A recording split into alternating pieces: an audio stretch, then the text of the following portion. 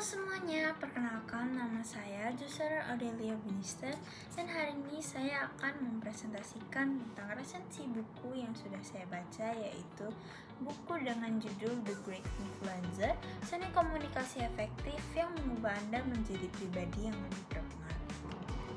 Kita masuk pada hal yang pertama, yaitu tampilan dari buku The Great Influencer ini. Berikut adalah tampilan depan dari buku The Great Influencer dan berikut adalah tampilan belakangnya. Selanjutnya kita masuk ke dalam identitas buku. Yang pertama adalah judul buku. Judul buku dari buku yang sudah saya baca yaitu The Great Influencer yang ditulis oleh Cahyo Satria Wijaya yang diterbitkan oleh Bear Publisher. Dan buku ini diterbitkan pada tahun 2018 dan buku yang saya pegang sekarang ini adalah buku dengan cetakan pertama. Buku ini juga memiliki jumlah halaman sebanyak 160 halaman dengan nomor ISBN-nya yaitu 9786025868412. Selanjutnya kita masuk ke dalam profil penulis, yaitu penulis yang menulis buku The Great Influencer ini. Profil penulisnya adalah Cahyo Satria Wijaya yang merupakan penulis, seorang pengusaha, dan juga seorang pendiri Sia Media, sebuah penerbit buku di Yogyakarta. Cahyo Satria Wijaya sendiri lahir di Cilacap dan ia memulai karir sebagai pekerja di distributor buku dengan penghasilan yang kecil. Dan pada tahun 2008 ia mendirikan Sia Media yang kini sukses untuk menerbitkan ribuan buku dari berbagai genre, termasuk karya internasional.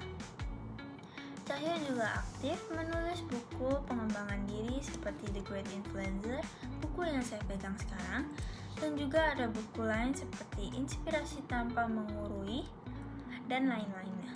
Selain itu, Cahyo juga mengembangkan sebuah komunitas literasi melalui inovasi seperti Shira Cafe atau kafe yang berkonsepkan seperti perpustakaan, dan dengan dedikasinya Cahyo menjadi inspirasi dan memotivasi banyak orang yang ingin sukses meski memulai dari nol. Selanjutnya kita masuk ke dalam topik utama dari buku The Great Influencer ini.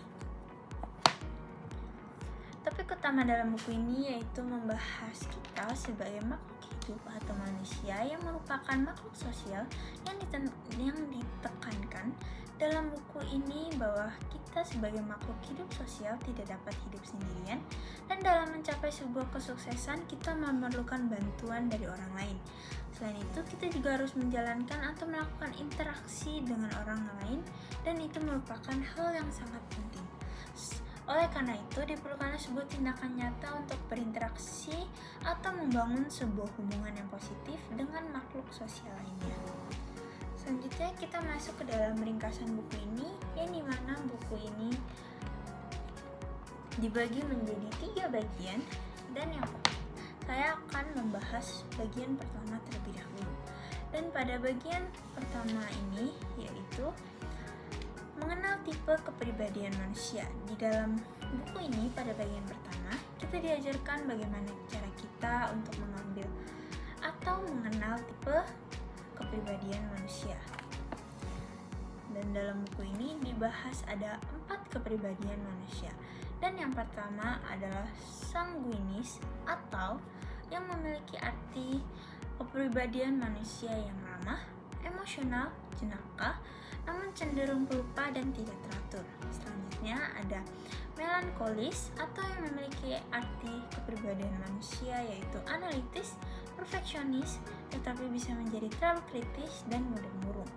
Selanjutnya yang ketiga ada koleris atau kepribadian manusia yang memiliki ciri-ciri sebagai tegas dan memiliki kepemimpinan alami dari lahir, namun terkadang menjadi dominan dan kurang empati.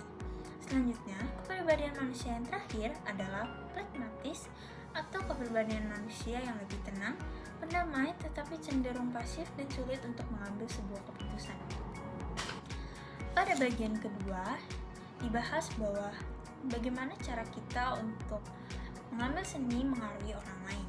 Dan pada bagian kedua buku ini, kita juga diajarkan sebuah metode yaitu metode IBQ atau Influence Behavior Questionnaire yang dikembangkan sendiri oleh Gary Yuki. Dan dalam buku ini 9 strategi untuk mempengaruhi orang lain. Yang pertama ada rational persuasion atau menggunakan sebuah logika atau fakta untuk mengaruhi orang lain. Selanjutnya ada inspirational applies atau membangkitkan emosi yang lebih positif. Selanjutnya ada consultation atau melibatkan orang lain dalam pengambilan sebuah keputusan yang akan kita ambil. Yang keempat ada invitation atau membangun sebuah hubungan yang baik terlebih dahulu sebelum meminta sesuatu. Selanjutnya ada personal applies atau memanfaatkan hubungan pribadi yang sudah kita bangun sebelumnya. Lalu ada exchange atau memberi imbalan atau pertukaran. Selanjutnya ada coalition atau mendukung dengan kekuatan yang lebih banyak individu atau kekuatan kelompok. Selanjutnya ada pressure atau menggunakan tekanan atau ancaman untuk mengaruhi orang lain. Dan yang terakhir ada legitimizing atau menggunakan otoritas atau sebuah aturan untuk mengaruhi orang lain. Kita lanjut pada bagian ketiga dalam buku The Great Influencer ini dibahas yaitu 9 langkah atau cara untuk membangun sebuah hubungan atau komunikasi yang kuat. Yang pertama ada jangan meremehkan orang lain. Yang kedua, milikilah pola pikir yang positif. Yang ketiga, insilasi komunikasi dengan orang lain. Yang keempat, temukan kesamaan sebagai dasar sebuah hubungan. Yang kelima, hargai perbedaan kepribadian. Dan yang keenam, pahamilah sebuah kebutuhan dan motivasi orang lain. Yang ketujuh, berkomunikasilah dengan empati dengan hubungan yang akan kita bangun. Yang ke-8, bangun pengalaman bersama. Dan yang terakhir, yaitu yang ke-9, yaitu pelihara sebuah hubungan yang sudah terjalin dan pelihara hubungan yang positif. Selanjutnya adalah hal-hal menarik yang saya temukan dalam buku The Great Influencer ini, yaitu saya bagi menjadi 4 poin, yaitu pendekatan praktis dan mudah dipahami. Yang kedua, fokus dalam kecerdasan interpersonal. Yang ketiga adalah milikilah strategi yang berpengaruh dan berefektif. Dan yang terakhir, buku ini menjadi buku yang sangat inspirasi untuk kesuksesan. Selanjutnya ada kelebihan dan kekurangan yang saya temukan dalam buku ini, yaitu kelebihan dari buku ini adalah beragam atau memiliki beragam strategi yang diajarkan kita untuk cara dalam berkomunikasi dalam membangun sebuah hubungan. Yang kedua adalah pendekatan yang praktis. Yang ketiga, buku ini menjadi buku yang sangat motivasi dan inspirasi. Dan yang terakhir adalah bahasa yang digunakan dalam buku ini sangat sederhana dan juga mudah dipahami. Selanjutnya adalah kekurangan dari buku ini, yaitu adanya penekanan pada hal umum yang terus diulang berkali-kali dalam buku ini. Selanjutnya adalah minim data atau penelitian dalam buku ini, di mana tidak ada fakta atau kejadian yang asli dalam buku ini atau yang disebutkan dalam buku ini. Dan yang terakhir adalah buku ini tidak menjelaskan terlalu mendalam tentang bagaimana cara berkomunikasi dalam membangun sebuah hubungan. Selanjutnya kita masuk ke dalam kesimpulan dari buku The Great Influencer ini.